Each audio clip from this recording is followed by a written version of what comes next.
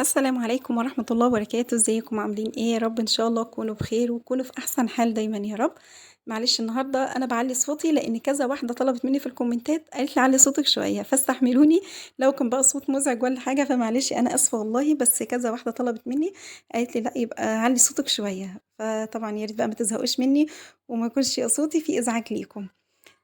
الفيديو ده أنا عملت صينية كنافة، بصراحة هي كان طعمها حلو والكريمة كانت طعمها حلو، بس الشكل النهائي اللي هو التزويق بتاعها أنا غلطت في كذا غلطة، أنا هاقولها لكم كده في قلب الفيديو. والله أنا ما كنتش هانزّل الفيديو وبصراحة أنا اتضايقت أصلًا لمّا عملتها امبارح، بصراحة تعبت لإن الجو حَر والكهربا كل شوية بتقطع، وتعبت في الفيديو وبعدين لمّا لقيت في حاجات باظت فيها فخلاص بصراحة ما كنتش هانزّلها. بنتي اللي قالت لي: "لأ يا ماما علشان إحنا دلوقتي لو غلطنا في حاجة إحنا نتعلمها من الغلط اللي أنتِ غلطتيه." فقالت لي: "نزّلي الفيديو عشان أي واحدة تغلط الغلطة بتاعتِك هتتعلم من الحاجة اللي أنتِ غلطتِ فيها فمش هتعملها تاني." بس أنا نزّلته والله عشان كده، هي بصراحة طعمها حلو أوي، بس عشان الشكل النهائي بس هو اللي ما عجبنيش، فهاقول لكم أنا عملت إيه. هنا أول حاجة كان عندي آخر حبة نشا، كان بصراحة حطيتهم فطلعوا كده معلقتين بس، أنا كنت عايزة نشا تاني فحطيت كان عندي كاستر، حطيت نُص معلقة كاستر. لو عندِك نشا هتحطيهم كلّهم معلقتين ونُص نشا، بس النشا دي كانت قليلة أو برضه نشا بالكاستر برضه كان قليلة، المفروض إن أنا دي أول غلطة أهي، المفروض إن أنا كنت حطيت 3 معالق ونُص نشا على كوبايتين الحليب دُولة، عشان تطلع قوام الكريمة بتاعتي اللي أنا عايزاه المضبوط. حطيت أنا بقى معلقتين ونُص بس، حطيت معلقتين سكر، حطيت بيضة، البيضة بتخلّي برضه الكريمة ديّة حاجة تانية خالص بصراحة بتبقى جميلة جدًا، وحطيت عليهم كوبايتين الحليب قلّبتهم كده على البارد، وبعدين رفعتهم على النار. هاقلِّب بقى هافضل أقلِّب فيهم لحد الكريمة ما تتقل معايا، زي ما قُلت لِك الكريمة دي حلوة جدًا، جدًا لو هتستخدميها في بسكوت بارد أو الكيكة الباردة اللي إحنا بنعملها بالبسكوت ده، بصراحة هتبقى جميلة أوي وهتبقى طعمها حلو أوي، بس الوصفة اللي أنا هاعملها دي كانت عايزة الكريمة تكون أتقل سِنّة، دي أول غلطة أنا غلطتها في الفيديو ده، فيا ريت هتخلّوا بالكم لو حبيتوا تعملوا الكنافة بالطريقة اللي أنا عملتها دي، هتحطّي بدل ما أنا ما حطيت معلقتين ونُص بس نشا، هتحطّي 3 معالق ونُص على كوبايتين اللبن دول.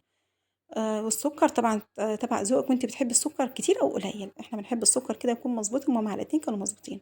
لمّا الكريمة تقلت معايا نزلت عليها بمعلقة زبدة، الزبدة طبعًا أحلى من السمنة بتخلّي طعم الكريمة دي حلو جدًا.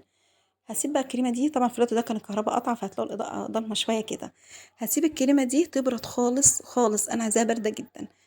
طبعًا أنا كنت هاكمّل على طول، يعني كنت هاسيبها تبرد وأعمل الكنافة دي، الكهربا قطعت ما جاتش غير بعد العشا، يعني كانت قاطعة من بعد الضهر ما جاتش غير بعد العشا، فعشان كده طبعًا إيه ما عرفتش أكمّل بقى تصوير غير بعد العشا.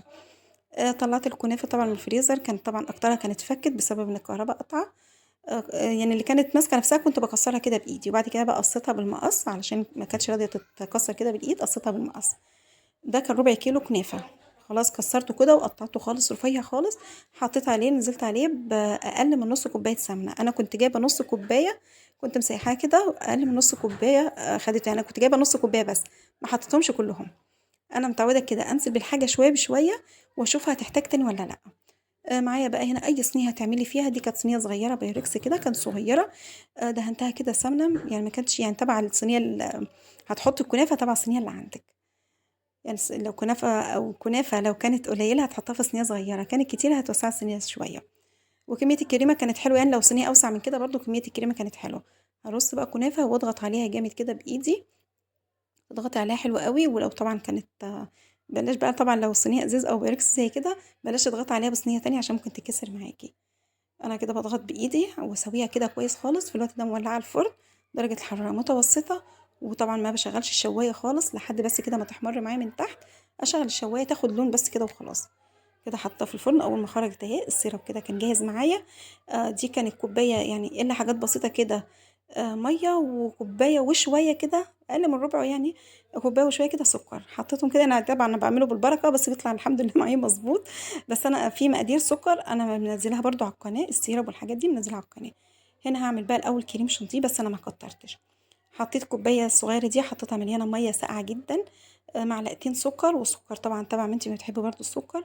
والكوباية الصغيرة برضه كانت ناقصة كده كريم شانتيه شوية اللي كانوا موجودين عندي بصراحة باحطهم، أنا ما باحبش يعني إيه أكلّف الحاجة كتير، ولو ما عندكيش كريم شانتيه الكريمة اللي إحنا عملناها دي برضه حلوة أوي، ولو عايزة تعمليها كلّها بكريم شانتيه بس ممكن برضه تبقى حلوة، بس أنا ما باحبش أعمل كريم شانتيه أوي، بس لمّا يكون مع حاجة عادي باحطه مع حاجة كده ماشي. شوفوا الكريمة بقى بردت خالص، طبعًا أنا كنت سايباها بقى في التلاجة لحد بقى النور ما جه، يعني قعدت فترة بصراحة يعني سقعت خالص. ضربتها مع الكريمة دي، طبعا لو عندك مضرب الكهربائي دي هتبقى افضل خالص من الكبة كمان. بس المضرب زي ما قلت لكم كان بايظ عندي وما صلحتهوش، فاشتغلت في الكبة ضربتها، ما شاء الله الكريمة حلوة جدا يعني بصراحة، طعمها جميل قوي قوي يعني، حاجة حلوة. بس شايفين بقى قوامها طري خالص ازاي. فانا بقى طبعا المهلبية اللي انا عملتها في الاول، اللي هي الكريمة الاولانية دي اللي هي المهلبية، كانت المفروض انها تقلت معايا شوية. طبعا هي كانت خفيفة. طبعا هي الغلطة بقى لسه جاية هتشوفوها بعد شوية. هسويها بقى كده كويس خالص، هسوي الكريمة كده كويس خالص واحطها في التلاجة لحد ما اجهز بقى. كان المفروض كان يبقى فيه طبقة تالتة، بس الطبقة التالتة هي اللي باظت. هتظبطي الكريمة كده بأي حاجة عندك، هتخليها بس تحاولي على قد ما تقدري كده تظبطيها كده كويس. بس كده يعتبر كده خلاص اهيت. هسيبها بقى في التلاجة براحتها خالص. المفروض بقى انك تغطيها بكيس، ما تسيبهاش كده عشان ما تلقطش اي حاجة من التلاجة. معايا بقى هنا كيس جيلي، حطيته بقى هنا في كوبايه، معاه كوبايه ميه بتغلي. تفضيه بقى في اي حاجه يعني تظبطي الجيلي بتاعك كده. كوبايه ميه بتغلي اهي، هدوبه كده كويس خالص. وطبعا الجيلي مش هحطه دلوقتي خالص، يعني مش هحطه دلوقتي خالص، لازم يبرد نهائي معايا. وممكن الخطوه بتاعه الجيلي دي تستغني عنها وهي كده كويسه خالص. وممكن تعملي مانجا من غير ما تحطي ميه خالص، مانجا تضربيها كده في الخلاط بيوري كده تقيله، من غير ما تحطي لها اي نقطه ميه، وتحطيها كده على وش الكريمه دي. هتبقى روعه، هتبقى جميله جدا برضو، هتبقى احلى كمان من بتاعه الجيلي. بس انا بقى زي ما قلت لكم بحاول يعني الحاجه الموجوده عندي كيس جيلي بشتغل بيه، الموجود عندي بشتغل بيه، ونظبط حاجتنا ونعمل حاجتنا وخلاص ونفرح اولادنا. بعد ما قلبتها في كوبايه الميه السخنه دي، قلبت الجيلي لحد ما كله خلاص ذاب معايا. نزلت عليه بكوبايه ميه بارده مش ساقعه. سبتها بقى لما بردت خالص، الجيلي برد معايا خالص، سبته برد خالص.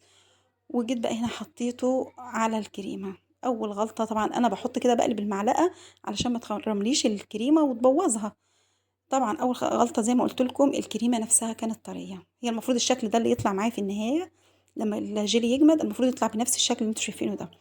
الكريمه لما كانت طريه دخلت الجيلي دخل جواها. وتاني حاجه، وانا برضو بحط انا قلب المعلقه عشان ما تخرمليش الكريمه وتدخل جواها، برضو ما فيش فايده، برضو الكريمه اتخرمت والجيلي دخل جواها وكله كان دخل في قلب بعضه.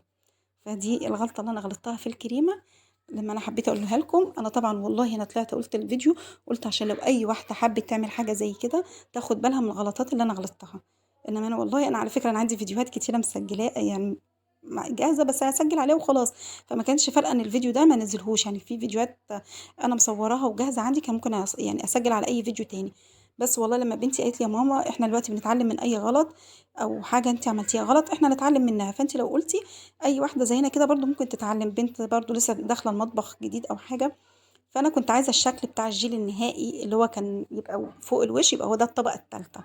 طبعا لما دخل جوه الكريمه نزل على الكنافه، طر الكنافه، انا كنت عايزه الكنافه بتقرمش. الجيلي نزل تحت الكريمة خلى الكنافة طرت معايا. طبعا دي خطوة أنا ما كنتش عايزاها، أنا كنت عايزة الكنافة معايا بتقرمش. تاني حاجة كنت عايزة شكل الجيلي فوق الوش، شكل الجيلي كده يبقى لونه هو الأصفر، يبقى طبقة الكنافة وفي النص الكريمة بيضة وفوق طبقة الجيلي. كان طبعا هيبقى شكلها جميل جدا. وكنت بقى عايزة كمان المانجا دي كنت هعملها على شكل وردة كده أو حلقات، يعني تزيين كده على خفيف كده من على الجنب. دي الفكرة بتاعتي اللي كانت جايالي قبل ما يعني وانا باشتغل في الوصفة دي، كانت دي الفكرة اللي كانت جاية لي. بس طبعًا قدر الله وما شاء فعل، خلاص بقى اللي حصل حصل. بس في الأول وفي الآخر هي طعمها حلو أوي، كان طعمها جميل والكريمة دي بصراحة جميلة جدًا. في حاجة تاني، الكريمة نفسها كانت كتيرة، فضلت كوباية عندي، أنا مش بارميها، مش بارمي أي حاجة. يا إما تحطي لأولادِك عليها شوية كراميل لو عندِك، أو شوكولاتة هتبقى حلوة جدًا. يا إما تغطيها في كيس وتحطيها في التلاجة مثلًا لو حبيتِ تعملي أي وصفة تانية، هتجيبي بسكوت وتحطيه عليها.